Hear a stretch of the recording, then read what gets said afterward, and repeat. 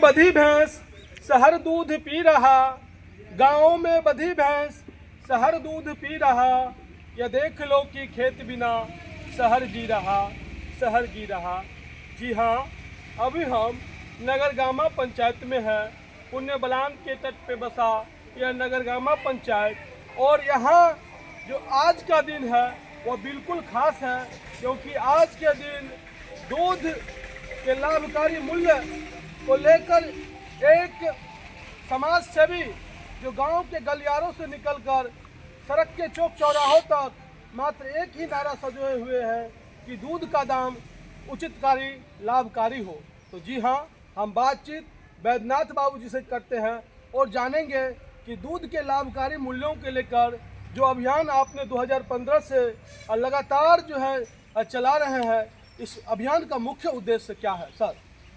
इसका मुख्य उद्देश्य है कि जो लोग पशुपालन करते हैं जी डेयरियों का जब निर्माण हुआ 60 के दशक में जी तब देसी नस्ल की गाय थी, और आज के तारीख में जो जर्सी फ्रीजियन का हम दूध दे रहे हैं जी कि इस दूध का लाभकारी दाम मिले। जी हमारा इस बैनर पर लिखा हुआ है कि दूध के 3 फैट का कीमत 60 रुपया मिलना चाहिए। जी 90-91 में 1.5 लीटर गाय का दूध बेचते थे, तब 1 लीटर डीजल खरीदते थे, जी और आज के तारीख में 2.5 लीटर दूध बेचेंगे, 2.75 लीटर दूध बेचेंगे, तब 1 लीटर डीजल मिलेगा। जी तो उसी के लिए कि 1.5 लीटर दूध में 1 लीटर डीजल मिले, जी 60 रुपया 30 फैट का मिलना चाहिए। कठिनाई कहाँ है कि जो पशुपालक समाज है जी वो दूसरी बात तो बोलते हैं जी लेकिन अपनी बात नहीं बोलते हैं।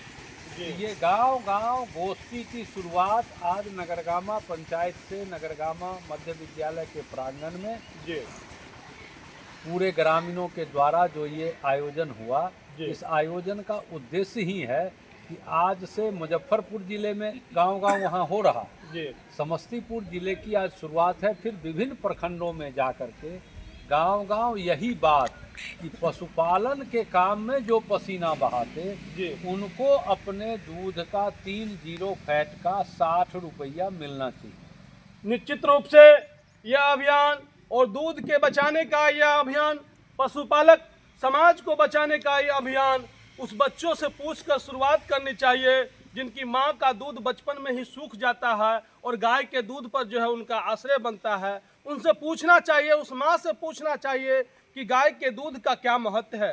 नेताजी का यह प्रयास सराहनीय है, लेकिन विगत दिनों से देखा गया है कि निजी कंपनियों के द्वारा लगातार दूध उत्पादक किसानों का शोषण किया जा रहा है। इस संदर्भ में हम जानेंगे कि मिथिला का क्या अभियान है आपके साथ साथ चलने में।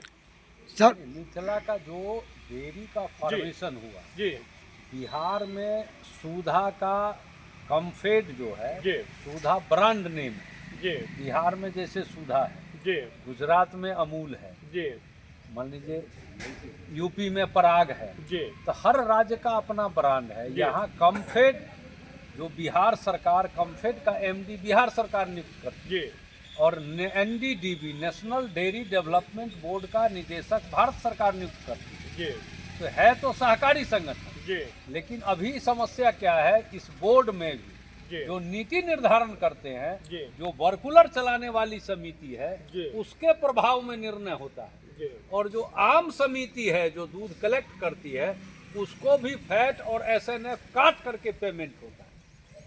आगामी तो ये अभियान है, जी ये ना जातिगत नारों से, ना पार्टी के जय जयकारों से जी हो, काम से पहचान, तब मिले काम का लाभकारी दाम और सम्मान, मिले दूध, गेहूं, धान, मक्का, गन्ना, मसूर का भी लाभकारी दाम, जी और गोबर उठाने वालों का भी हो सम्मान, जी। तभी घर घर पहुंचेगा खुशहाली का पैगाम। वाह। सर, हम जानेंगे आपसे, अगर आपके गाय का दूध हो या पशु का दूध को अगर रेट नहीं बढ़ाया जाएगा तो इसके लिए आप क्या कर सकते हैं? नहीं, ये जागरण, इस धरती पर ऐसा कोई काम नहीं है। जो पशुपालक समाज है, जी जिस दिन पशुपालक समाज जगेगा, जी सारा नीति निर्धारण उसके पक्ष में होगा। इसी देश में जी गेहूं, और चावल फ्री में मिल रहा है ना। जी सर। तो गेहूं चावल फ्री में तो कहीं उपलब्ध नहीं है, नहीं कि है। सरकार लाके दे देती है। और कोई मुख्यमंत्री हो कि प्रधानमंत्री हो, किन्हीं के पिताजी ने भी उस खजाने में पैसा नहीं रखा है कि बेटा तुम बनेगा तो ये दान कर देना। अच्छा। ये हमारे आपके टैक्स का पैसा है। जी जो गोबर नहीं उठाता वो गाय को कहता माता, जी जी। और जो गोबर उठाता उसका तो गाय भैंस से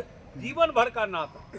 गाय पाज बंद करेगी तो उसको अपना खाना हजम नहीं होगा। जी जी जी। इसीलिए पशुपालकों के चेहरे पर भी लाली आए और उनके बाल बच्चों की भी खुशहाली आए। पशुपालक समाज बोलने लगेगा तो सारा रास्ता निकल जाए। ये सिलसिला आपका हमेशा चलता रहेगा। हाँ, यही शुभकामना के साथ आपका बहुत बहुत धन्यवाद। धन्यवाद।